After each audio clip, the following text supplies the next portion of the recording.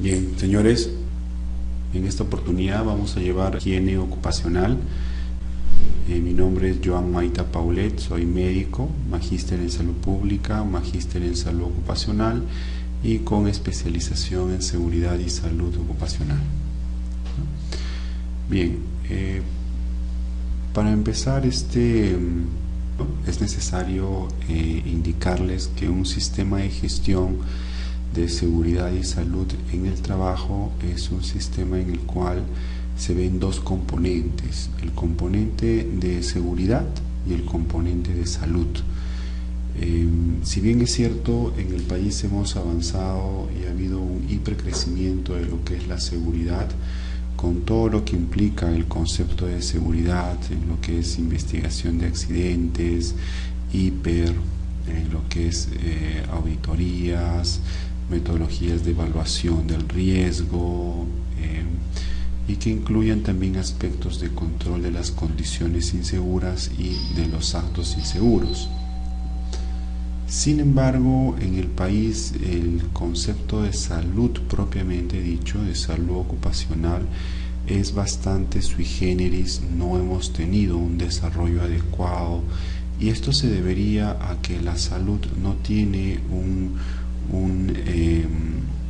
una determinación tan específica como en el tema de la salud, ¿no? Con el tema de la seguridad. La salud tiene una determinación mucho más compleja que la determinación de la seguridad. Es por eso de que cuando hablamos de salud se hablan de condiciones, de aspectos más técnicos en cuanto a lo que es su abordaje.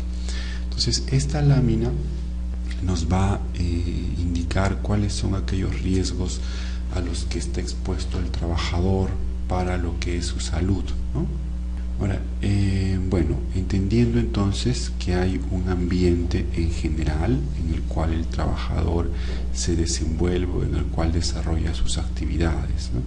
Ese ambiente entonces está compuesto por riesgos en el ambiente laboral, ya sean riesgos físicos y riesgos psicosociales, ¿no? O un ambiente laboral físico y un ambiente laboral psicosocial. En el ambiente laboral físico, propiamente dicho, vamos a encontrar factores de riesgo físicos y mecánicos. También vamos a encontrar factores de riesgo químicos, biológicos y ergonómicos. Y en el ambiente laboral psicosocial vamos a encontrar obviamente factores de riesgo psicosociales. Pero es necesario indicarles de que la salud ocupacional tradicional nos va a hablar solamente de este concepto y este entendimiento en un ambiente de trabajo unitario. Pero si nosotros queremos hablar de un ambiente de trabajo en general y de varios ambientes de trabajo, tenemos que remontarnos a lo que son los riesgos en el ambiente social, es decir, estos factores de riesgo físicos, químicos, biológicos, ergonómicos y psicosociales de un determinado sector o de una determinada tipo de empresa, tipo de actividad, rubro, se va a deber a las condiciones de empleo a las cuales están expuestos esos trabajadores. También se va a deber a las desigualdades que hay entre lo que es el género, la raza, la edad, el estado migratorio o hacia lo que es el mercado laboral, ya sea sector productivo o un sector de servicio, público o privado, ¿no? Entonces vemos que en la práctica de la salud ocupacional propiamente dicha, vamos a encontrar no solamente factores ligados hacia lo que es la producción de las enfermedades, sino también factores de riesgo ligados a un componente social que van a determinar la presencia o no de estos factores de riesgo que van a incidir sobre las enfermedades de los trabajadores. Y entonces esto es por un lado, que es el ambiente en general, pero por otro lado, un componente mucho más grueso, mucho más importante, es la práctica, los hábitos y costumbres de salud en el trabajo, ¿no? El trabajador tiene comportamiento individual de riesgo, ¿no? Y esto se ve cuando ustedes me indican, por ejemplo, que un trabajador es bastante reacio de estar predispuesto al cambio, o que tenga alguna predisposición de autocuidado. También tenemos que ver cuál es la actividad física o el estado de salud que tiene ese trabajador. Si hace trabajo sedentario, cuál es la dieta y la nutrición que tiene el trabajador, si come en el escritorio, si no come en el escritorio, si se lleva su lonchera, si come del mercado, si come del concesionario, qué tipo de calorías son las que lleva ese trabajador. También tenemos lo que se denomina los malos hábitos, como el consumo de tabaco, alcohol, sustancias psicoactivas, ¿no? Y finalmente los últimos factores de riesgo, que son los accesos a los servicios de salud. Es decir, quiénes son los que aplican o los que deberían aplicar estas medidas de prevención para el trabajador, ¿no? ¿Qué tipo de profesionales son los que actualmente están laborando en lo que es la gestión de la seguridad y la salud ocupacional? Están interviniendo solamente ingenieros, están interviniendo enfermeras, están interviniendo psicólogos, o también están interviniendo médicos, ¿no? Entonces esto nos va a dar un sesgo, o nos podría dar una equivocación al momento de aplicar las medidas de prevención o de control de los factores de riesgo relacionados a la salud de los trabajadores, ¿no? Como son el tema de la higiene y la seguridad, si hay cuidados curativos y rehabilitativos, y si finalmente estos trabajadores tienen un seguro de salud, e incluyendo un seguro complementario de trabajo de riesgo. Sin embargo, todos estos factores de riesgo están ligados a lo que es la biología humana, que nos va a dar un riesgo individual, un riesgo característico, que puede variar de persona a persona, o inclusive puede variar de ciudad, de grupos, de género, etc. Bien, hasta ahí es una introducción hacia lo que vamos a hablar a continuación, que es la higiene, ¿no? En esta primera diapositiva vamos a disertar y a poder dar los conceptos generales de lo que es la higiene ocupacional. La higiene ocupacional es una ciencia, es una técnica de la anticipación, de la identificación, la evaluación y el control de los riesgos que se originan en el lugar de trabajo para prevenir las enfermedades, teniendo también en cuenta su posible repercusión en las comunidades vecinas y en el medio ambiente en general, ¿ya? Entonces, es decir, un profesional que se dedica a la higiene ocupacional es un profesional que identifica, evalúa y controla los riesgos que se originan en el ambiente de trabajo para prevenir las enfermedades profesionales, y tomando en cuenta también la repercusión que estos riesgos podrían causar más allá del daño al trabajador, como es la repercusión a las comunidades vecinas en las cuales está la empresa o el ambiente de trabajo y el ambiente en general. Entonces, la higiene ocupacional centra su campo de acción sobre la relación del trabajador con los diferentes agentes contaminantes, es decir, el higienista o el profesional higienista va a dedicarse a lo que es la identificación, la evaluación y el control de los riesgos relacionados con los contaminantes químicos, físicos y biológicos presentes en el medio ambiente laboral. No olvidemos entonces con esta diapositiva que los factores de riesgo a los cuales se va a dedicar la higiene, en los cuales va a incidir la higiene, son los factores de riesgo químico, físico y biológico. Bien, entonces vamos a hacer algunos ejemplos de qué sustancias químicas pueden encontrarse en el ambiente de trabajo.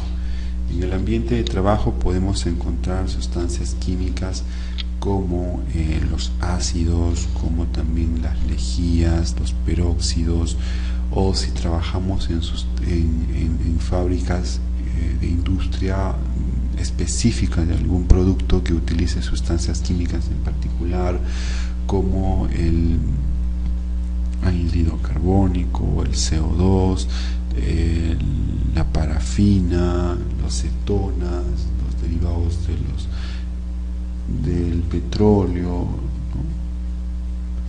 ¿no? Otro grupo de factores de riesgos a los cuales se dedica la higiene es a los riesgos físicos. Los riesgos físicos van a estar divididos en tres, que son energías térmicas, ¿no? Como el calor y frío. Las otras son energías de radioactividad, como es el tema de las radiaciones, ya sean ionizantes o no ionizantes. Y finalmente la energía relacionada al ruido, la vibración y la presión, que son los principales factores de riesgo físicos. Bien, finalmente el higienista también se dedica a la identificación, la evaluación y el control de los factores de riesgo biológicos, entendiendo que los factores de riesgo biológicos tienen un tratamiento especial y en realidad ameritan tener un análisis y un estudio más técnico de medicina. Es por eso que existen higienistas que son también médicos, ¿no? Los higienistas ingenieros van a tener un fuerte conocimiento y una enseñanza, una educación específica en lo que son factores de riesgo químicos y en lo que son los factores de riesgo físicos. Pero es el médico o el profesional de la salud que nos ayudará a determinar todos los componentes de la identificación, la evaluación y el control frente a lo que son los riesgos biológicos. Bien, entonces, ¿qué metodología es la que utiliza la higiene industrial o la higiene ocupacional? La metodología que utiliza la higiene ocupacional para abordar los problemas relacionados a los riesgos físicos, químicos y biológicos son la detección de los contaminantes, ¿no? El higienista tiene una primera actividad que es la detección de aquellos contaminantes ambientales. Esto es el reconocimiento y la identificación de los agentes. Una vez identificado, reconocido, se hace la medición, es decir, la concentración de los mismos. Entonces hace una cuantificación de ese contaminante que está en el ambiente de trabajo. Finalmente, ese contaminante o agente que ya ha sido medido, lo valora y hace una comparación de los resultados obtenidos con otros criterios de validación ya establecidos con investigaciones previas de grandes instituciones como es la ACGH, que es la Asociación de Higienistas Norteamericana. En este proceso se utilizan criterios legales y referencias aceptadas internacionalmente, es decir, hablamos ahí de los valores límites permisibles, ¿no?, que vamos a ver más adelante. Esta diapositiva es importante porque nos va a ayudar a ver cuáles son los abordajes que tiene la higiene industrial. El higienista tiene tiene un componente teórico, tiene un componente de campo análisis y finalmente tiene un componente operativo. El componente teórico es de que un higienista tiene que tener todos los conceptos, tiene que tener la teoría en la cual realizar la identificación, la cuantificación y el control de los factores de riesgo o de los contaminantes ambientales del trabajo, ¿no? A la vez tendrá que ver también cuáles son los criterios o las metodologías que debe de aplicar frente a los agentes químicos, físicos y biológicos, y finalmente establecer los sistemas de control para esos contaminantes, ¿no? Y finalmente todo esto nos va a llevar a lo que es una prevención de los riesgos. Bien, entonces, como hablábamos y estábamos comentando, un higienista puede ser un ingeniero o puede ser también un médico o pueden ser ambos, y siempre teniendo una interacción y una retroalimentación y un Big Bang de lo que es la presencia de los factores de riesgo y cómo es que estos factores de riesgo están desarrollándose o están comportándose en el ambiente de trabajo. Entonces acá tenemos, por ejemplo, tenemos un nivel de prevención y un nivel de tratamiento. El quehacer del ingeniero está sobre todo en el ámbito de la prevención, identifica peligros, las fuentes, el medio ambiente, las modalidades de actuación y el ingreso hacia lo que es el trabajador. Y el médico tiene dos componentes, uno de prevención, que está ligado hacia lo que es el medio ambiente de trabajo, y otra hacia lo que es los efectos en el trabajador y los metabolitos o signos clínicos que puede presentar ese trabajador por exposición al agente contaminante. Muy bien, hasta acá hemos avanzado el primer capítulo de conceptos generales de la higiene ocupacional. Ahora, hay que entender que la higiene también adopta nombres distintos, como la higiene industrial, la higiene del trabajo o la higiene ocupacional. En el fondo son sinónimos, ¿no? Hablar de la higiene ocupacional, la higiene del trabajo y la higiene industrial. El tema es de que dependiendo de dónde se haya iniciado este concepto, cómo se haya aplicado en algunos países, nos van a dar esa variable o nos van a dar esa diferencia entre lo que es la higiene ocupacional, la higiene del trabajo y la higiene industrial.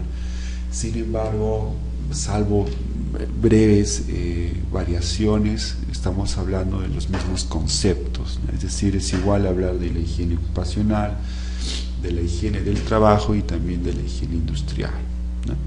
Bien, entonces vamos a pasar a hablar del segundo capítulo, que son las enfermedades relacionadas al trabajo.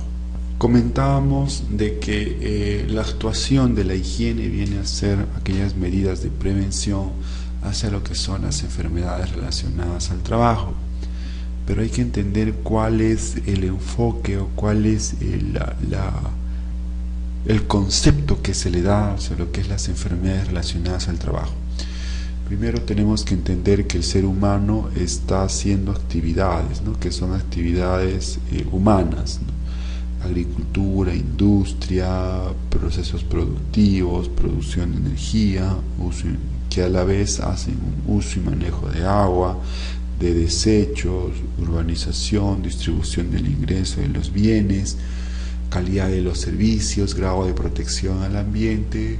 Entonces, esta actividad diaria a la cual el ser humano está expuesto va a contener dentro de estas actividades un ambiente físico y químico y un ambiente biológico.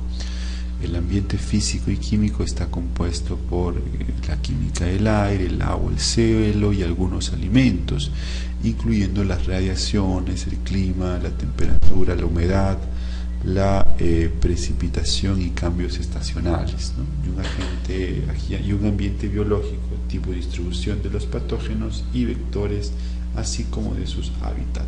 Muy bien, entonces cuando hablamos de enfermedades profesionales tenemos que entender que la determinación o la existencia de una enfermedad profesional en un ambiente de trabajo, en una empresa, va a deteriorar la imagen, va a dar pérdidas financieras, va a dar daños personales y al final pierde el trabajador así como pierde la empresa. Entonces, el concepto de garantía de calidad, que abarca control de calidad, en el cual se incluye la prevención de daños a la salud de los trabajadores. Traduciendo, si nosotros tenemos un sistema de calidad, un sistema de protección del medio ambiente, si nosotros tenemos un sistema de producción bien diseñado, con nuestro mapa de procesos, con una serie de intervenciones, tendremos que, y de igual manera, realizar también entonces nuestro sistema de prevención de riesgos hacia la salud de los trabajadores, ¿no? Por lo tanto, una no conformidad también puede ser una enfermedad profesional, la misma que debe ser prevenida mediante el control de los riesgos ocupacionales, ¿no? Entonces, la imagen de las empresas se afecta si no existe un control de riesgo ocupacional y por lo tanto una prevención de la enfermedad profesional. Aunque estos conceptos de calidad se han asociado siempre a la producción, es necesario incluirlo también a la salud de los trabajadores. Y a esto vamos a hablar un poco de la historia, quién apareció primero, si apareció la ISO o apareció OSAS, ¿no? Entonces, la historia nos indica, o los antecedentes nos indican, que quien primero apareció fueron las normas ISO 9000, ISO 14000. Estas ISO están ligadas sobre todo hacia lo que es la producción de la empresa, hacia lo que es la productividad de la empresa. Pero así como nos esforzamos, así como tenemos un fuerte componente dedicado hacia lo que es la producción, ponemos dinero, le ponemos punch, contratamos personas, contratamos recursos humanos, proveedores, viajamos para tener un buen nivel de producción. Entonces, nuestro nivel de prevención tiene que ser semejante o similar al esfuerzo que hacemos hacia lo que es la producción, ¿no? Pero la realidad es otra. Nos indican que las empresas o los ambientes de trabajo solo en un 5 o un 10% están reportando enfermedades relacionadas al trabajo, y también nos indica que el 5% de las investigaciones ocupacionales se desarrollan en países en desarrollo, los cuales tienen un 90% de la carga de morbilidad ocupacional. Es decir, Perú y otros países no estamos haciendo investigación en salud ocupacional, estamos tomando patrones de otros países y comportamientos de otros países. Con esta diapositiva vamos a ver qué es lo que nos dice la Organización Panamericana de la Salud, cuál es el comportamiento que tienen las enfermedades ocupacionales, ¿no? A nivel mundial existe una mayor incidencia, una mayor presencia de enfermedades profesionales denominadas afecciones musculoesqueléticas, principalmente lumbares, que ocupan hasta un 39%. Le siguen también la pérdida auditiva hasta con un 17%, y las enfermedades pulmonares, broncopulmonares crónicas, que abordan hasta un 14%, seguido por lo que es el asma con un 11%, el cáncer también con un 11%, y los post-accidentes hasta un 8%. Entonces, esta diapositiva nos indica que como país o como mundo deberíamos de dedicarnos a priorizar la prevención de las afecciones musculoesqueléticas, ¿no? Los factores de riesgo ocupacionales que producen mortalidad, sin embargo, van a ser diferentes a los factores de riesgo que producen mayor morbilidad. No necesariamente todos los trabajadores que desarrollen enfermedades musculoesqueléticas se van a morir, ¿no? Entonces, eso es lo que nos quiere traducir estas diapositivas, porque hay una diferencia entre lo que es la carga de mortalidad con la carga de morbilidad. La carga de mortalidad significa porcentaje o tasa en la cual un trabajador o los trabajadores fallecen o mueren, ¿no? Entonces tenemos un 34% para el cáncer, 25% para post-accidente, 21% para respiración crónica y un 15% para cardiovascular, ¿no? Esto está determinado por el Ministerio de Salud de Brasil, OPS de Brasil, en el año 2001. Muy bien. Entonces, después de hablar de esta introducción hacia lo que es las enfermedades profesionales, vamos a hablar de las enfermedades relacionadas al trabajo del grupo 1. Muy bien, las enfermedades relacionadas al trabajo se van a dividir en 3 grupos, el grupo 1, el grupo 2 y el grupo 3. En esta oportunidad vamos a hablar de las enfermedades relacionadas al trabajo del grupo 1.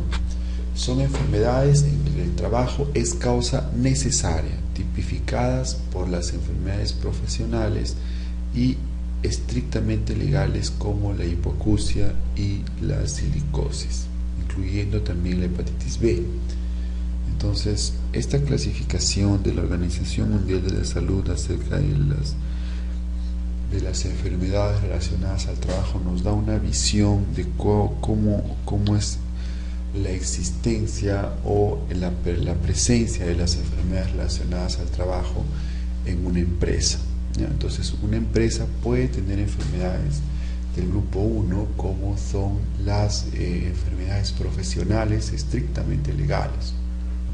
Acá tenemos algunos ejemplos como la silicosis, que es un problema ocupacional de las vías respiratorias, específicamente de los pulmones. Tenemos algunos síntomas. Bien, las enfermedades relacionadas al trabajo del grupo 2, ¿no? Son enfermedades en las que el trabajo puede ser un factor de riesgo contributivo. Acá tenemos enfermedades como la hipertensión arterial, algunas neoplasias, ¿no? Determinados grupos ocupacionales o profesionales que constituyen un grupo típico, como por ejemplo las enfermedades coronarias, enfermedades del aparato locomotor, las varices de los miembros inferiores e inclusive el estrés. La Organización Mundial de la Salud ya había hecho algunos estudios de investigación y ahí nos había indicado en algunos informes acerca de cuáles son estas enfermedades y cuál es el comportamiento que tiene en las empresas o en los ambientes de trabajo. El problema es de que el factor de riesgo presente en el ambiente de trabajo no necesariamente es la causa definitiva para la producción de estas enfermedades, porque estas enfermedades pueden también deberse a algunos factores presentes en el medio ambiente en general, en la casa o en la comunidad, ¿no? Así también como el riesgo individual que el trabajador pueda tener, como el riesgo genético o también un riesgo de comportamiento, lo que influye mucho en lo que es la presencia o la frecuencia con que se presente este tipo de enfermedades. Sin embargo, el trabajo es un factor contributivo y si bien es cierto, no tiene una aplicación de forma legal para ser tratada como enfermedad profesional, sí debería de ser una enfermedad en la cual nosotros deberíamos de establecer medidas de prevención a partir de los sistemas de gestión de seguridad y salud en el trabajo, ¿no? Creo que acá debería de haber una coordinación entre lo que es el Ministerio de Salud y el Ministerio de Trabajo para abordar estos temas en los ambientes de trabajo. Si nosotros vamos al Ministerio de Salud, vamos a entender que ellos tienen más problemas o que tienen una afectación o una priorización en lo que es la prevención de las enfermedades crónicas en la población, específicamente la hipertensión arterial, la diabetes y los cánceres, ¿no? Y se podría convertir entonces los ambientes de trabajo en un ambiente en el cual se pueda hacer una difusión y una prevención de este grupo de enfermedades. Acá tenemos algunos ejemplos De las principales enfermedades relacionadas al trabajo del grupo 2, las enfermedades cardiovasculares como la hipertensión arterial, las enfermedades coronarias, son dos ejemplos de enfermedades de alta incidencia en la población que puede desencadenarse, agravarse o acelerarse en condiciones de trabajo que expongan al individuo a situaciones de estrés térmico, de sobrecarga física, de turnos rotativos o de estrés mental por sobrecarga psíquica de trabajo. También tenemos las enfermedades musculoesqueléticas como los dolores de la región lumbar, de los hombros o de la nuca, que se ve mucho más frecuente en trabajadores cuyas condiciones les exigen una sobrecarga de trabajo, como a los choferes, las enfermeras y en toda actividad donde implique trabajo manual pesado, ¿no? También están las posturas incómodas o estáticas por periodos de tiempo prolongado, ¿no? Incluyendo las torsiones frecuentes y el deficiente diseño ergonómico en el lugar de trabajo. En tercer punto están las famosas enfermedades psicosomáticas. Son, de acuerdo a las inadecuadas condiciones del medio ambiente de trabajo, se relacionan en forma directa, aunque no monocausal, con la aparición de enfermedades como el consumo, la dependencia del alcohol, el tabaco, las drogas, el abuso y afectación a los trabajadores expuestos a situaciones de alto estrés, ya sea físico o psíquica, nos pueden producir enfermedades como enfermedades gastrointestinales, enfermedades de la piel, incluyendo enfermedades cancerígenas, ¿no? Finalmente están el envejecimiento precoz, las alteraciones de la reproducción y el cáncer, ¿no?, que están relacionados también a aquella producción de factores de riesgo psicosociales en el ambiente de trabajo. Bien, y finalmente están las enfermedades relacionadas al trabajo del grupo 3. Son enfermedades en las que el trabajo es un provocador de un disturbio latente o agravador de la enfermedad ya establecida o preexistente, o sea, que ya está establecida en la persona, ¿no?, como es una enfermedad alérgica o ya una enfermedad declarada.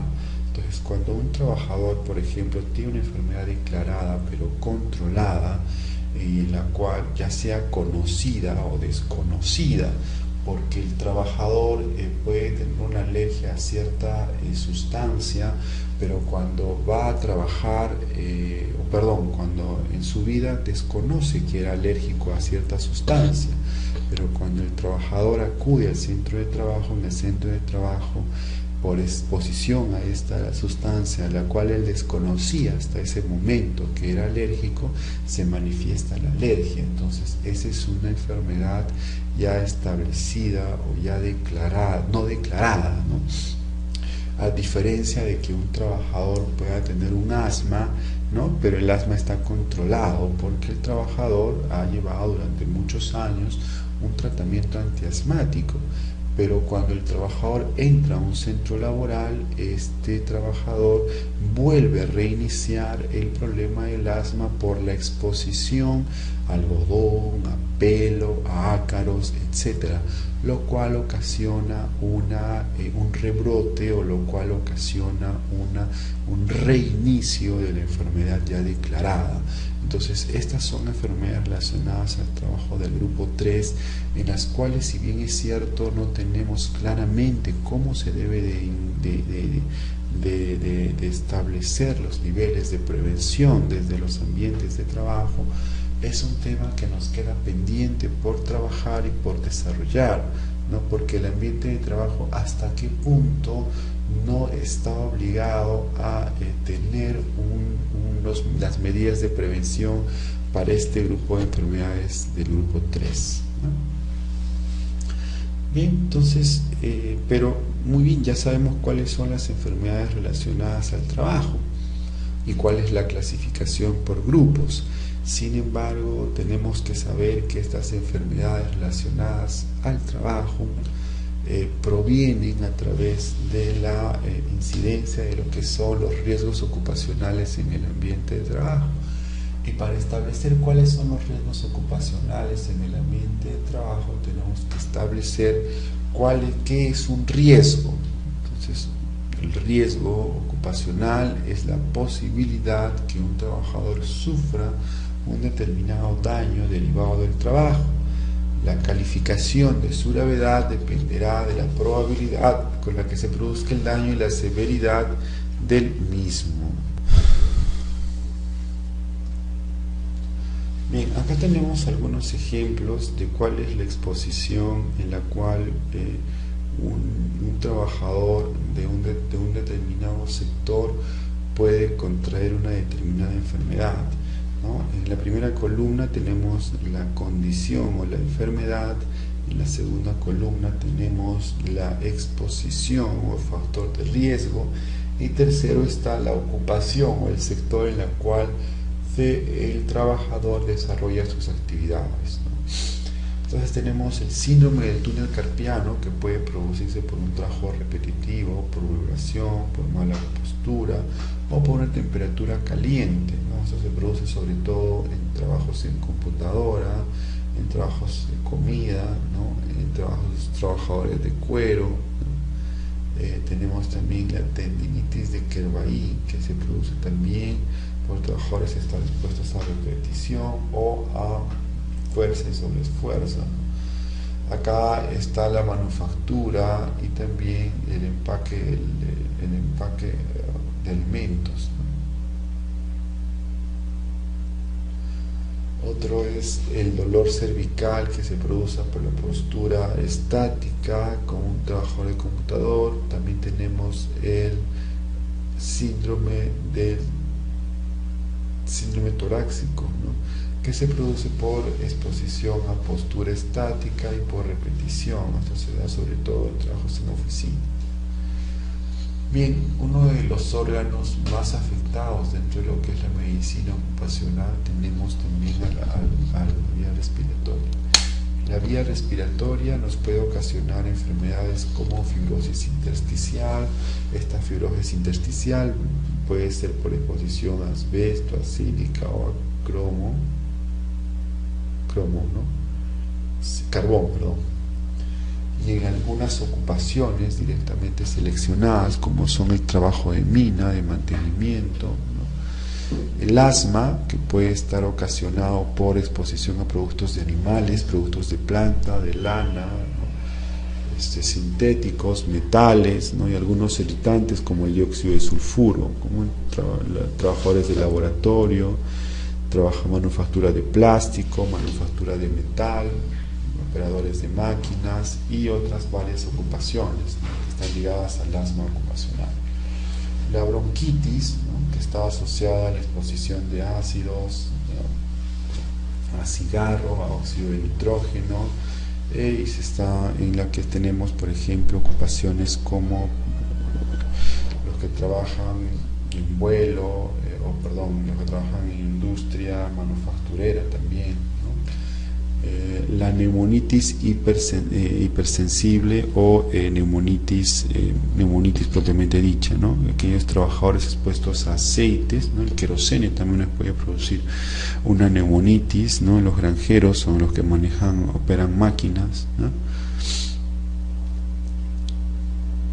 A nivel neurológico tenemos encefalopatía crónica por solventes orgánicos, órganos fosforados, ¿no? En aquellos agricultores o plantas donde hay un tratamiento de pesticidas, ¿no? Polineuropatía, podemos tener exposición a órganos fosforados, aquellos que manipulan pesticidas o a fábricas de carbón también.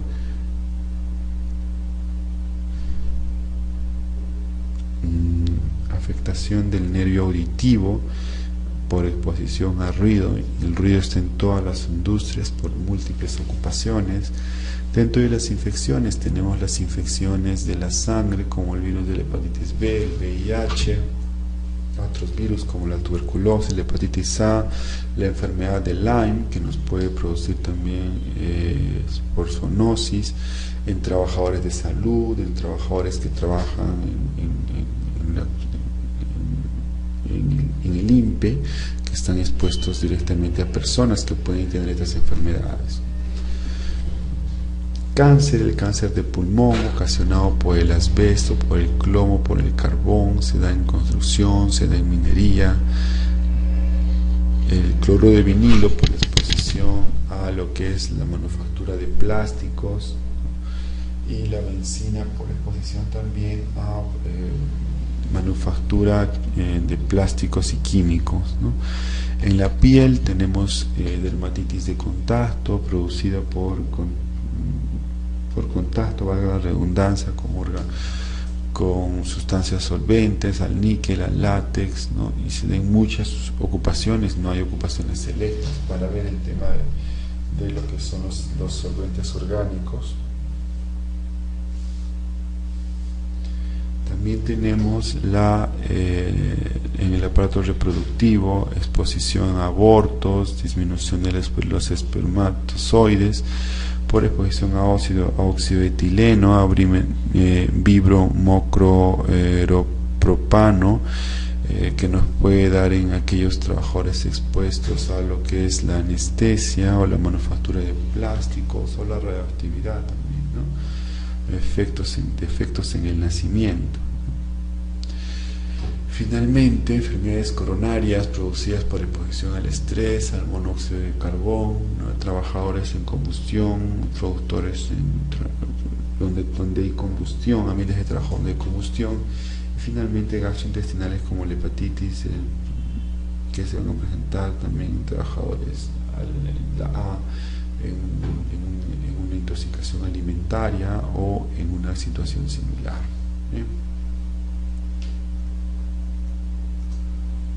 Bien, una vez que hemos hablado ya de las principales enfermedades relacionadas al trabajo y cómo es que estas van a estar relacionadas a la presencia de los riesgos ocupacionales, vamos a hablar ya de los riesgos ocupacionales en sí. Entre estos tenemos los riesgos físicos. Los primeros riesgos físicos que tenemos son las condiciones termohigrométricas. Las condiciones termohigrométricas son condiciones físicas ambientales de temperatura, de humedad, de ventilación, relacionadas con lo que es la climatización del ambiente de trabajo en las que se desarrollan nuestras actividades, ¿no? Todo tipo de trabajo genera calor del cuerpo. El calor del cuerpo normalmente es en 37 grados centígrados, por lo que esa temperatura interna tiene que estar en confort, tiene que estar a la vez a temperaturas externas que puedan regular nuestra propia temperatura, ¿no? Y el confort térmico depende del calor producido por el cuerpo y del intercambio entre este y el medio ambiente. Entonces acá vemos que esta relación de lo que es la humedad, la temperatura y la ventilación nos van a dar finalmente las condiciones termohigrométricas.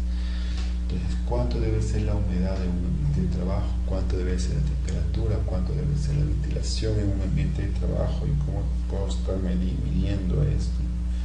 Las condiciones termohigrométricas se van a medir a través de un estresor térmico y nos tiene que dar medidas de temperatura, de humedad y ventilación mediante formulación, aunque también podría medirlos independientemente los tres si es que no tengo un factor o un trabajo en el cual haya demasiada exposición al factor de riesgo. Entendiendo que la temperatura puede estar desde 14 grados centígrados hasta 24 grados centígrados, la humedad hasta en un 60% y la ventilación a 30 metros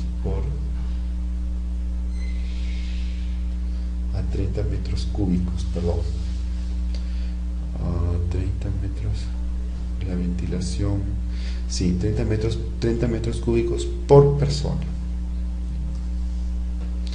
Muy bien, acá tenemos un resumen entonces de que aquellas condiciones termohigrométricas relacionadas a la temperatura del aire, la humedad del aire, la temperatura de también, bueno, tiene que ver la temperatura de las paredes, porque hay paredes y objetos que son de cierto material, cosa que no pasa acá, pero sí pasa en los países europeos. La velocidad del aire y también la actividad física y la clase de vestido en la cual utiliza ese trabajador. Los factores de riesgo termohigrométricos entonces están relacionados con condiciones físicos del trabajador o físicos priorizados, ¿no? Que vendrían a ser los resfriados, la deshidratación, el golpe de calor, alteración de la conducta, aumento de fatiga, No todas estas nos van a ser producidas por las condiciones terminométricas, alteraciones de la salud física, no hay de la salud mental, por el momento. Bien, otro factor de riesgo es el ruido, ¿no? ¿Qué es el ruido? El ruido es un sonido no deseado cuyas consecuencias son una molestia para el público, ¿no? Con riesgo para la salud física y también para la salud mental. El ruido va a tener las siguientes características: va a tener una frecuencia, la frecuencia es la periodicidad en la que se repite una oscilación sonora, es decir, el número de veces que vibra una onda sonora, ¿no? Por unidad de tiempo. Se mide en hercios, ¿no? Hz, y determina el tono. Las frecuencias altas o agudas son más perjudiciales para la salud de los trabajadores, ¿no? Y también el ruido se mide en intensidad, ¿no? Es la fuerza de la vibración sonora que mide en decibeles y determina el grado de energía o presión sonora. Nos permite clasificar los sonidos en fuertes y débiles.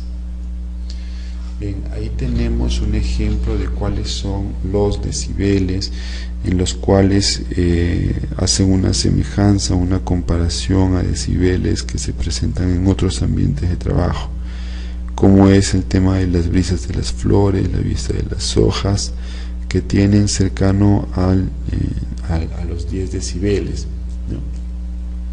En un cuarto para dormir puede estar también en 20 decibeles, cuando una persona conversa puede estar en 40, 45 decibeles, en una sala de estar o una biblioteca también en 25, 40 decibeles, cuando hay un tránsito en la carretera puede estar a 80, 90 decibeles, cuando estamos en un escritorio estamos a 60 decibeles normalmente.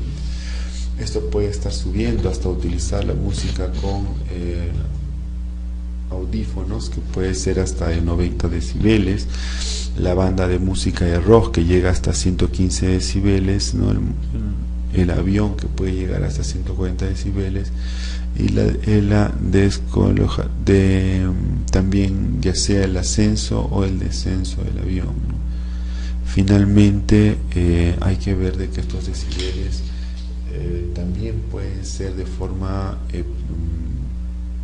creciente o pueden ser también de forma inmediata. De forma creciente puede ser en una fábrica, pero de forma inmediata se puede dar, por ejemplo, en un disparo en los servicios militares o en los servicios policiales. Bien, entonces vamos a continuar. Que los posibles efectos que tiene el ruido para la salud pueden ser principalmente psicológicos: irritabilidad, agresividad, alteraciones del sueño, y también puede darnos factores fisiológicos como hipoacusia, sordera profesional, aumento del ritmo cardíaco, de la presión sanguínea, o también trastornos digestivos, ¿no? El contaminante físico más común en los puestos de trabajo es el ruido, que se va a encontrar principalmente en todas las industrias y la mayoría de los ambientes de trabajo. Bien, entonces acá vemos un resumen de cuáles son los efectos del ruido en la salud, ¿no? Tenemos evidencias científicas por la Organización Mundial de la Salud, la cual nos da algunos riesgos o algunas situaciones en las cuales se daña la salud del trabajador, y también la evidencia limitada, que todavía está en estudio, está en validación en los estudios, teniendo en cuenta también que existen estudios a nivel país que hablan sobre lo que es el ruido. Bien, entonces la evidencia científica nos dice que el ruido produce un malestar, ya sea en el ambiente de oficina o en el ambiente industrial, a partir de los 55 decibeles si es un ambiente de oficina, y en el ambiente industrial a partir de los 85 decibeles, ¿no? También nos va a producir hipertensión, y esa hipertensión es producida a partir de un rango de los 55 a los 116 decibeles. Hay una disminución de la capacidad auditiva en los adultos cuando están expuestos a 75 decibeles, y en el feto cuando están expuestos a 85 decibeles. Hay una disminución también del rendimiento, efectos bioquímicos, efectos del sistema inmunitario, influencia en la calidad del sueño y disminución del peso al nacer. Eso todavía con estudios que no están bien definidos ni bien determinados por la Organización Mundial de la Salud. Bien, otro factor de riesgo son las vibraciones, que son oscilaciones de partículas alrededor de un punto en un medio físico equilibrado ya sea aire, agua, ¿no? Y se puede producir por efecto del propio funcionamiento de una máquina, el equipo, de las partes, o también por el ruido de esta maquinaria. Los efectos que producen las vibraciones, que pueden estar divididos en tres y pueden ser muy baja frecuencia, de baja y mediana frecuencia o de alta frecuencia. Los de muy baja frecuencia están las alteraciones del equilibrio, ¿no? Que pueden provocar movimientos de balanceo de coches, barcos, trenes, ¿no? Esto normalmente relacionado con lo que acá en el país, con lo que es los trabajadores que están en el servicio público, ¿no? De transporte, ¿no? También están los de baja y mediana frecuencia, de 2 a 20 Hz, que afecta sobre todo a la columna vertebral, el aparato digestivo y la visión, como el vehículo, la maquinaria industrial, los tractores, las obras públicas.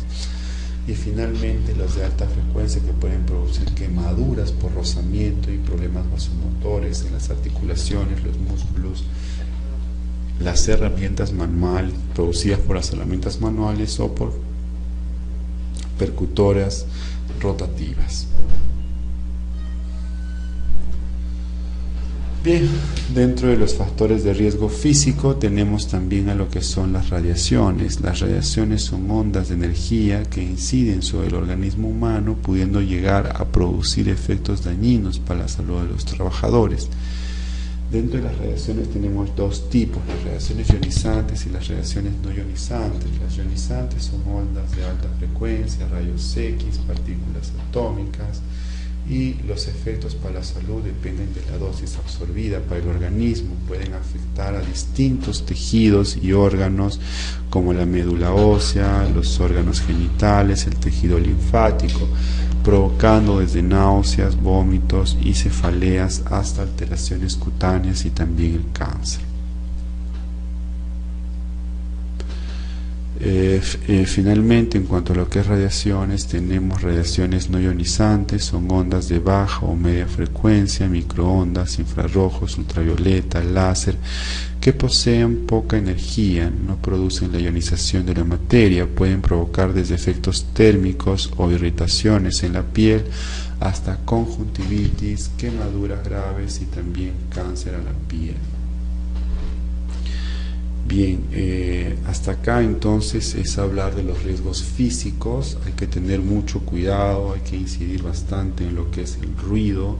Es un factor de riesgo general que puede afectar la salud de la mayoría de los trabajadores en el sector industria, también en las fábricas o en los propios sectores de servicios, como es el transporte público o el transporte privado, interprovincial. También está en el nivel aeronáutico, aeroportuario, ¿no? También está dentro de lo que es algunos sectores de servicio, ¿no? Bien, otro grupo al cual se dedica la higiene son los riesgos químicos, y los riesgos químicos son contaminantes químicos con sustancias químicas que durante la fabricación, el transporte, el almacenamiento o el uso pueden incorporarse en el ambiente en forma de aerosol, gas, vapor y afectar la salud de los trabajadores. Bien, esta diapositiva es muy importante porque nos va a hablar de lo que es una clasificación de los agentes químicos peligrosos. Esta clasificación, de acuerdo a lo que es el PNUMA, que es el Centro Mundial de la Organización de Naciones Unidas para la Protección del Medio Ambiente, va a clasificar a los agentes químicos peligrosos en tóxicos, muy tóxicos, nocivos, corrosivos, irritantes, mutagénicos, carcinogénicos, tóxicos para la reproducción, explosivos, fácilmente inflamables, inflamables, extremadamente inflamables, comburentes y finalmente peligrosos para el medio ambiente. Muchas de estas sustancias pueden estar compartiendo algunas características, porque muchas sustancias tóxicas pueden ser peligrosas para el medio ambiente, como también pueden ser tóxicos para la reproducción. Sin embargo, es necesario indicar que cuando hablamos de una gestión de salud y seguridad ocupacional, también vamos a compartir ciertas actividades con lo que es un sistema de gestión de protección del medio ambiente. Bien, las sustancias químicas están divididas o se clasifican en aerosoles sólidos y en aerosoles líquidos.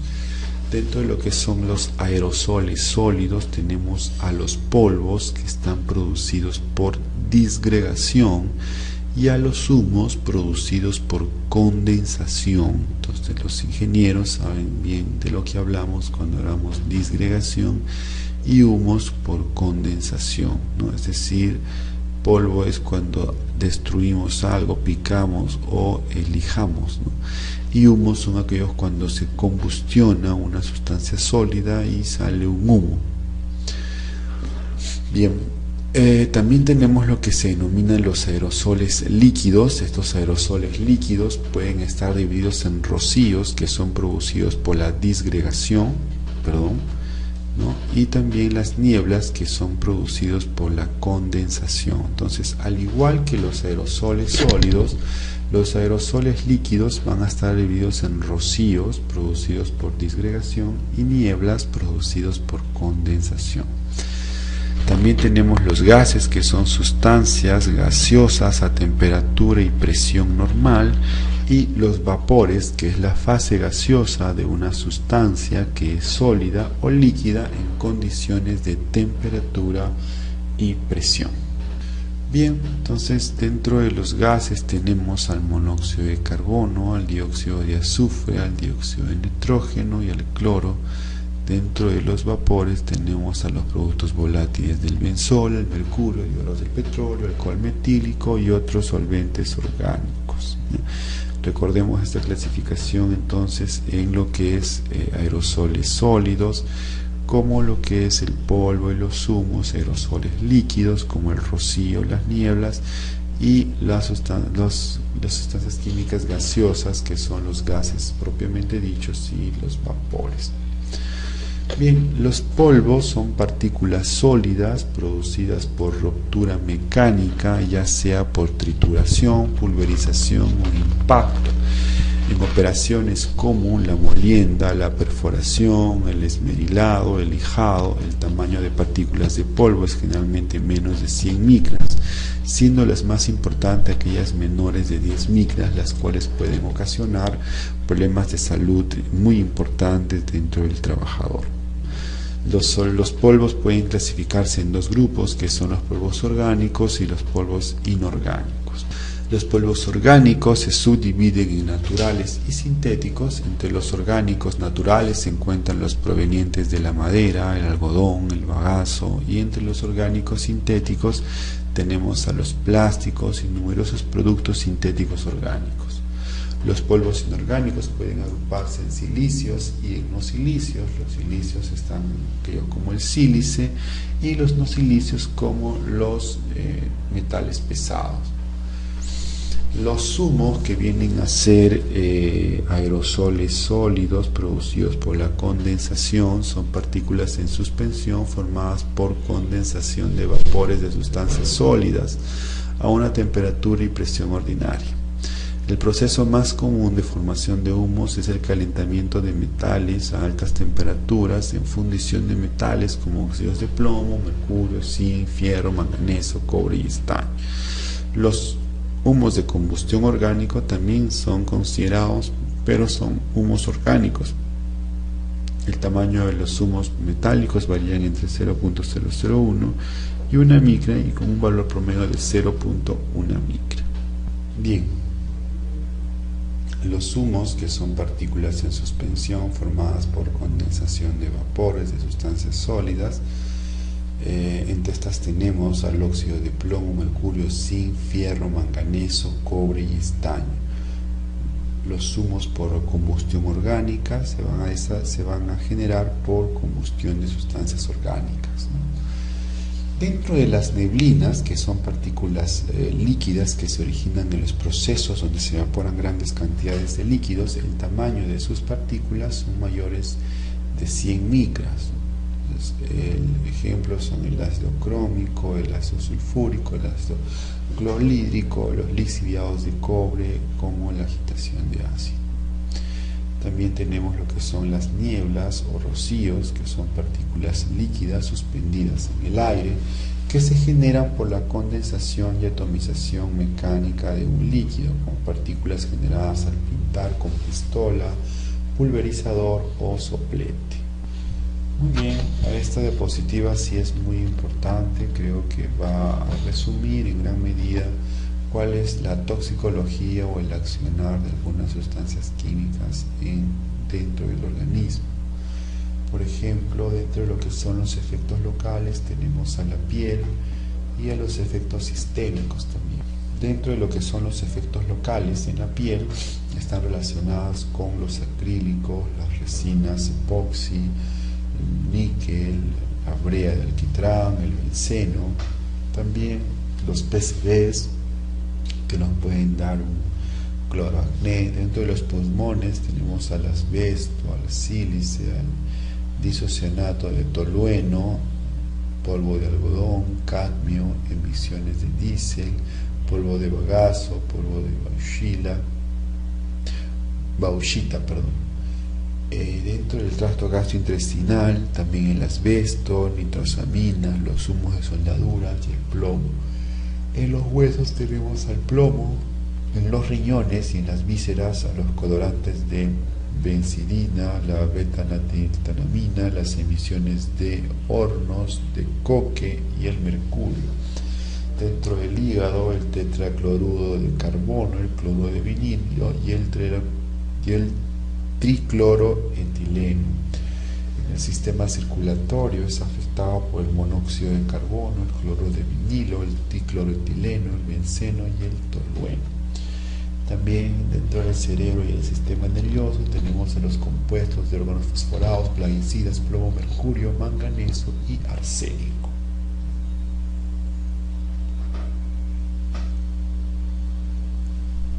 ¿Cómo penetran los agentes peligrosos en el organismo? Vamos a tener tres vías de ingreso: la vía inhalatoria, la piel y la boca. La vía inhalatoria tenemos por los pulmones, la piel por la absorción y la boca por lo que es la ingestión. Ahora, hay que recordar que los riesgos ocupacionales mayormente van a ingresar por vía inhalatoria, a diferencia de los riesgos ambientales que pueden ingresar por vía digestiva, ¿no? En la piel sí pueden ingresar tanto vía comunitaria como vía ocupacional, ¿ya? Bien, finalmente la higiene, que está dedicada a la identificación, al monitoreo, a la evaluación y al control de los riesgos.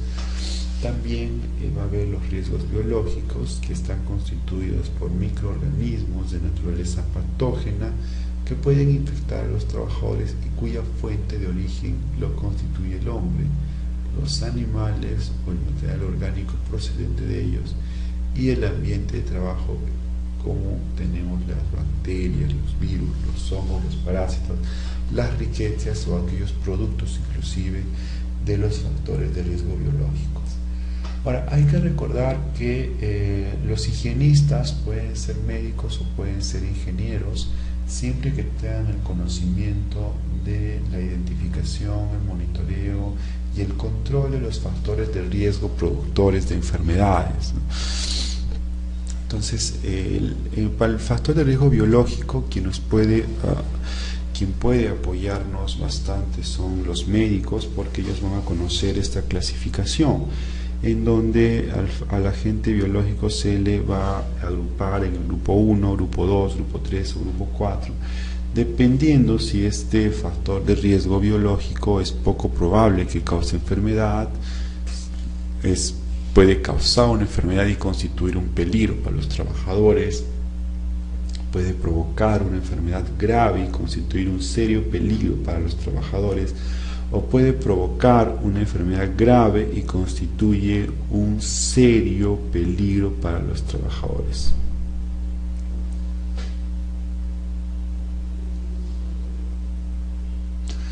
Entonces, que la patogenosidad que tiene este factor de riesgo no tiene patogenicidad en el grupo 1, en el 2 es poco probable, en el 3 es probable y en el 4 es elevado.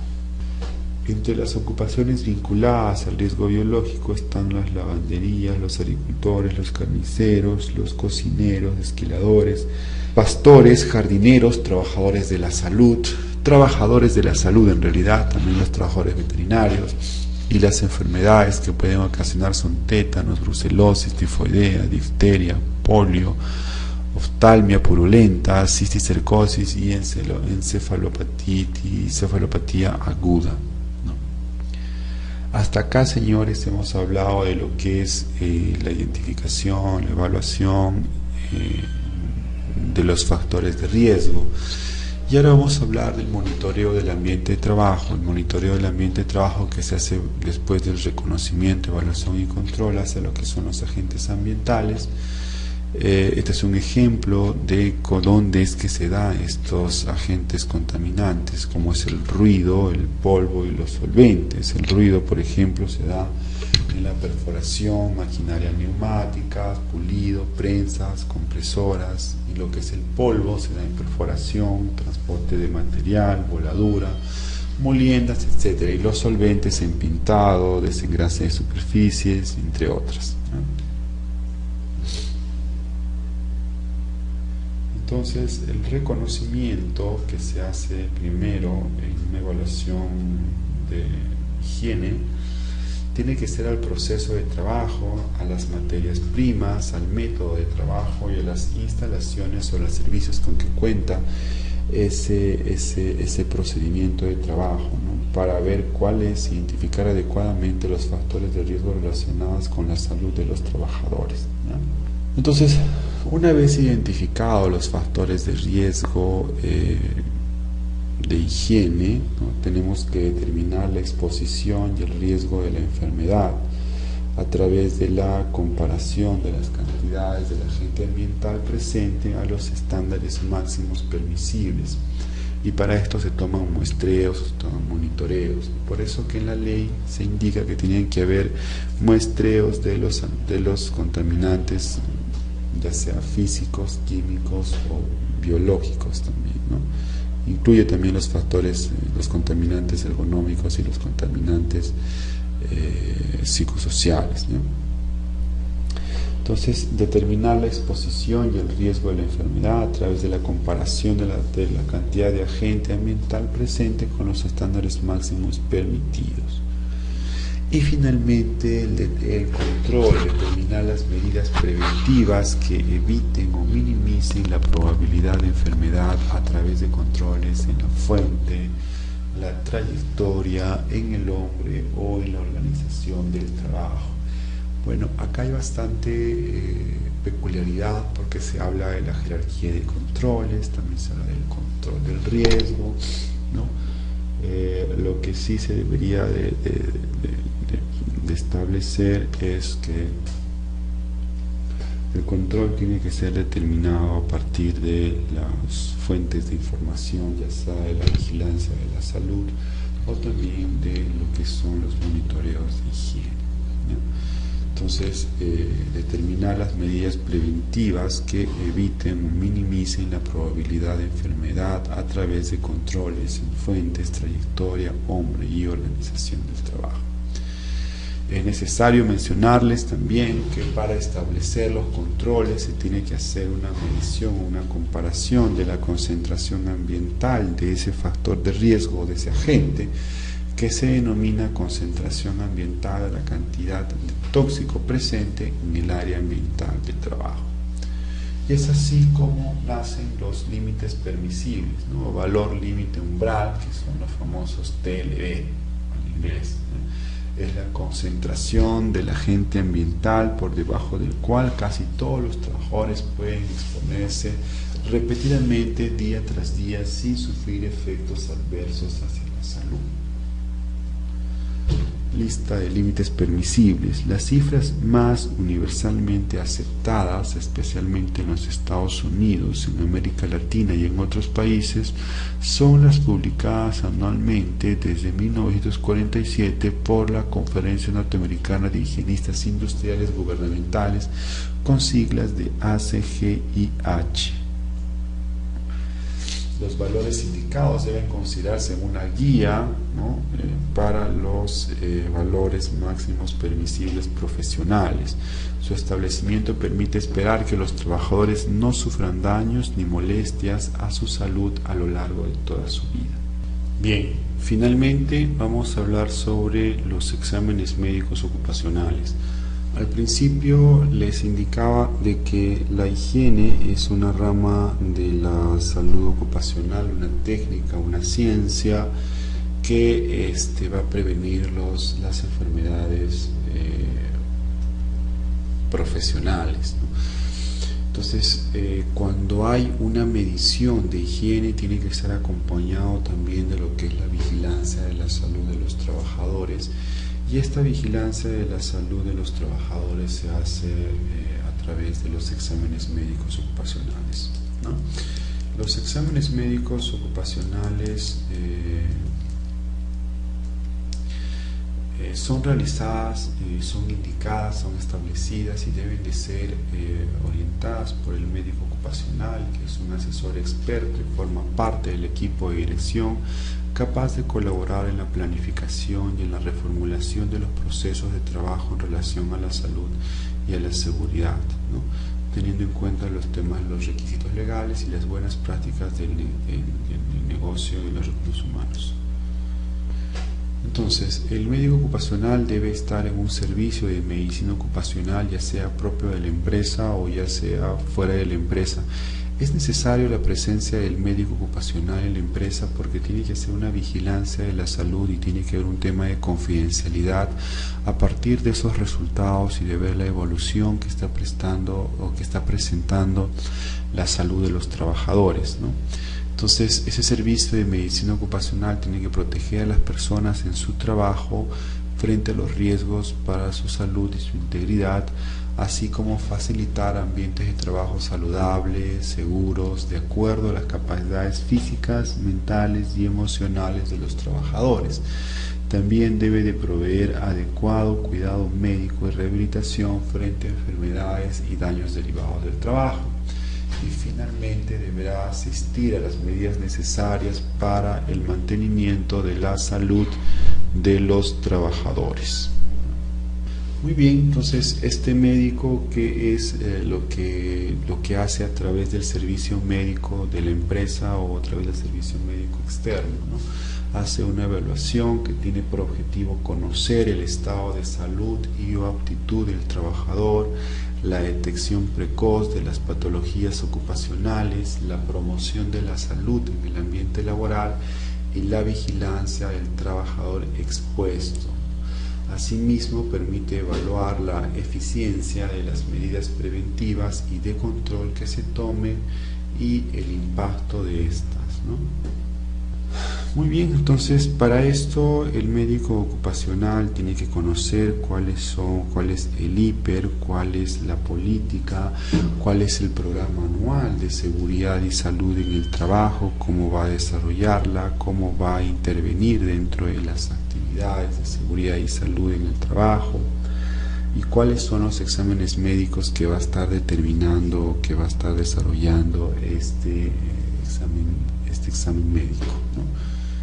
Bien, el examen médico preocupacional, o también denominado preempleo, es una evaluación médica que se realiza al trabajador antes que éste sea admitido al puesto de trabajo.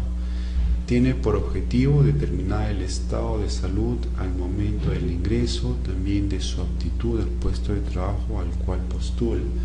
Un aspecto importante que es necesario mencionar es indicarles de que este examen médico no tiene que ser pagado por el trabajador, ni tampoco tiene que realizarse después que el trabajador firme el contrato, no tiene que ser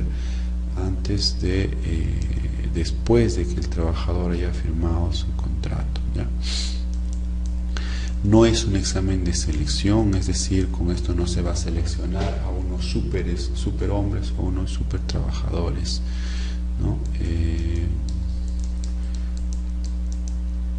Y finalmente que estos exámenes tienen que estar realizados a solicitud del médico ocupacional. No puede ser que el empleador o el jefe de recursos humanos o la secretaria pueda tomar la decisión de qué exámenes médicos son los que deben de tomarse como exámenes preocupacionales o preempleo.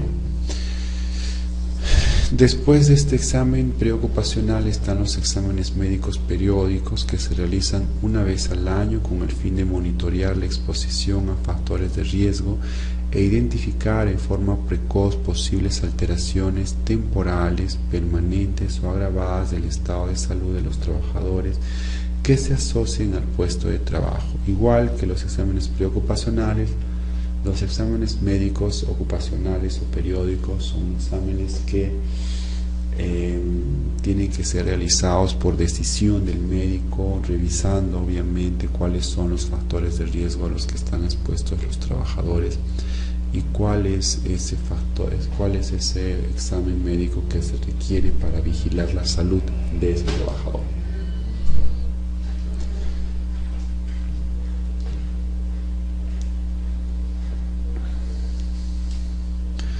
Finalmente, en esta parte están los exámenes médicos de retiro o exámenes médicos de egreso, ¿no? Que son evaluaciones médicas realizadas al trabajador en la cual se va a revisar su estado de salud y su condición de salud días previos al cese laboral, aunque también se puede permitir que no sean realizados con 3 meses de antigüedad. Mediante este examen se busca detectar enfermedades ocupacionales, secuelas de accidentes de trabajo y en general alguna situación o daño a la salud agravado por el trabajo. Entonces, la indicación para realizar los exámenes médicos ocupacionales establecidas por el médico, se indica que los exámenes clínicos, es decir, aquellos exámenes que se relacionan con la revisión física del trabajador, ya sea la palpación o la auscultación, tiene que ser la que prime dentro de lo que es el examen médico ocupacional. Una vez que haya un resultado, una respuesta acerca de lo que es el estado físico del trabajador, recogiendo en la historia clínica, lo que se tiene que hacer es una lista o una orden de exámenes médicos auxiliares complementarios que pueden ser anuales o pueden mínimamente anuales o pueden ser en menor cantidad de tiempo, ¿no? Estos se pueden realizar con mayor frecuencia por indicación del médico ocupacional y de acuerdo a la exposición de los factores de riesgo, como por ejemplo el ruido. Si tengo trabajadores que están expuestos a ruido por encima de los 75 decibeles, entonces le haré cada año, ¿no? Si están por entre los 85 y los 90 decibeles, tendré que hacerle cada 6 meses o cada 3 meses para evidenciar que ese trabajador no tenga una lesión auditiva, ¿no? Entonces, asimismo, y en casos que haya detectado alguna alteración que es necesario monitorear o pedir el cambio de ese trabajador o el cambio del puesto de trabajo del trabajador para que no haya un mayor daño hacia la salud de ese trabajador, ¿no? Entonces, esta diapositiva es importante porque nos resume cómo se tiene que realizar la vigilancia de la salud de los trabajadores, que se hace a través de exámenes médicos preocupacionales, a través de exámenes médicos periódicos y a través de exámenes médicos de retiro. Por ejemplo, en un examen básico se puede considerar algunas situaciones específicas como audiometría, espirometría y exámenes toxicológicos de acuerdo al riesgo de exposición, radiografía de tórax, biometría sanguínea, bioquímica sanguínea, grupo y factor sanguíneo si no se tiene información y si es que solamente se hace por una única vez, ¿no? También está un examen completo de orina para ver cómo se está comportando el funcionamiento urinario, renal o del sistema genitourinario del trabajador o de la trabajadora. y otros exámenes y procedimientos relacionados al riesgo de exposición u otros indicados a criterio del médico ocupacional y de acuerdo a las guías de diagnóstico de enfermedades ocupacionales o de enfermedades profesionales. Finalmente, en esta parte, el trabajador, el médico ocupacional, tendrá que tener un certificado de aptitud, ¿no?, que nos permita indicar si es apto con restricciones o es no apto. Si el trabajador es apto, quiere decir que es un trabajador sano, con riesgos clínicos que no generan pérdida de capacidad laboral ni limitan el normal ejercicio de su labor.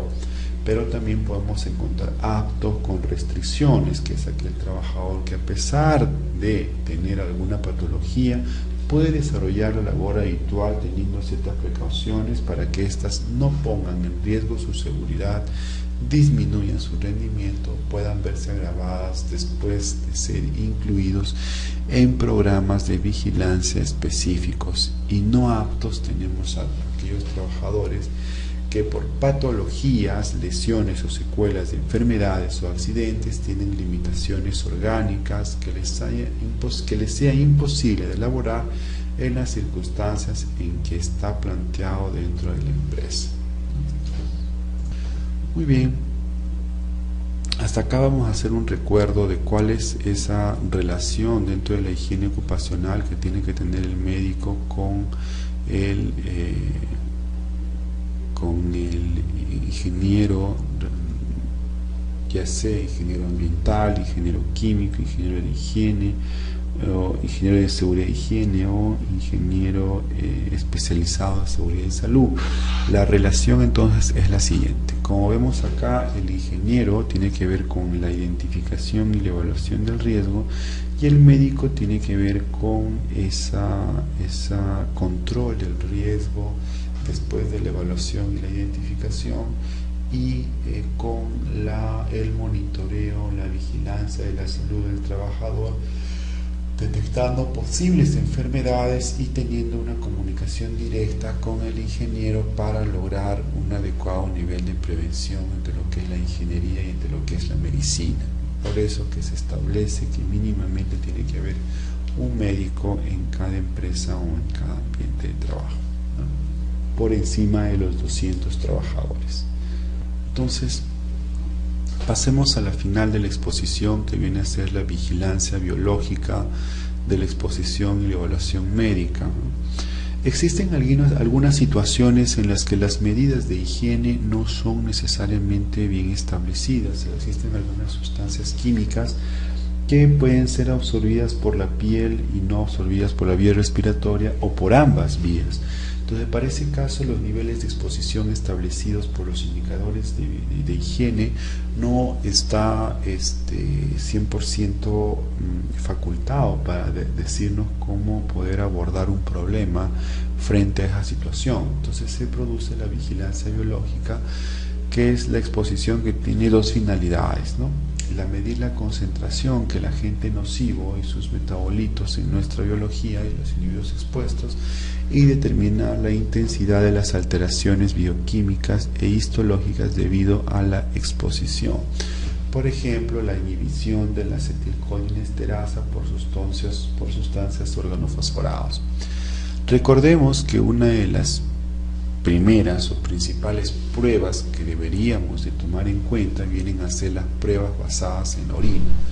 La orina tiene la ventaja de ser fácilmente recogida, y las sustancias químicas exógenas o sus metabolitos se originan frecuentemente a través de la orina en cantidades proporcionadas y en dosis establecidas. Otra vía por la cual podemos hacer una vigilancia biológica son las pruebas de exposición basadas en el análisis de sangre, que se reserva para los problemas de salud y seguridad que no pueden resolverse por la vigilancia de la orina o el aire expirado. Puede citarse como excepción el análisis de plomo y la protoporfirina de zinc en la sangre y de las actividades de colinesterasa en sangre. Pruebas basadas en el análisis del aire expirado. Estas pruebas permiten evaluar el nivel de exposición a sustancias químicas industriales, volátiles que no son metabolizadas y que se eliminan por el organismo, sobre todo por el aire expirado. Dentro de las más importantes tenemos el metilcloroformo, el percloretileno y otros hidrocarburos halogenados, ¿no?, que es las pruebas basadas en el aire expirado. Bien, finalmente, señores, acá tenemos algunos sitios web de consulta, ¿no?, ya sea en autoridades mundiales, americanas y nacionales en seguridad y salud ocupacional. La OMS, la OPS, el Ministerio de Salud y GESA, que son los órganos gubernamentales, y algunas instituciones colaboradoras como NIO, CDC, Atlanta, para que ustedes puedan revisar y puedan tener una mayor amplitud de lo que hemos estado hablando en el presente. Bien, finalmente recordemos que la salud y la seguridad de los trabajadores está condicionada no solo por los factores de riesgo laborales, sino también por los factores sociales e individuales y por el acceso a los servicios de salud. Entonces, por favor, no limitarse solamente a medir factores de riesgo, no, sino también a factores sociales, individuales y por el acceso a los servicios de salud en el trabajo para el caso de la salud ocupacional. Si nosotros observamos en esa diapositiva, está clara cuáles son los factores de riesgo a los cuales está expuesto el trabajador, ¿ya?, que son los riesgos ambientales que todos conocemos, físicos, mecánicos, químicos, biológicos, ergonómicos y psicosociales, los riesgos en el ambiente social, que son las condiciones de empleo, desigualdades de género, raza, edad, migración, mercado laboral, sector productivo, de servicio, prácticas y hábitos y costumbres de salud en el trabajo, y finalmente los accesos a los servicios de salud. Recuerden esa diapositiva porque eso es lo que después de muchos años de estudio nos ha indicado la Organización Mundial de la Salud. Muy bien, les deseo un buen trabajo en este diplomado, que les sirva de mucho el poder compartir estos conocimientos con ustedes. Muchas gracias.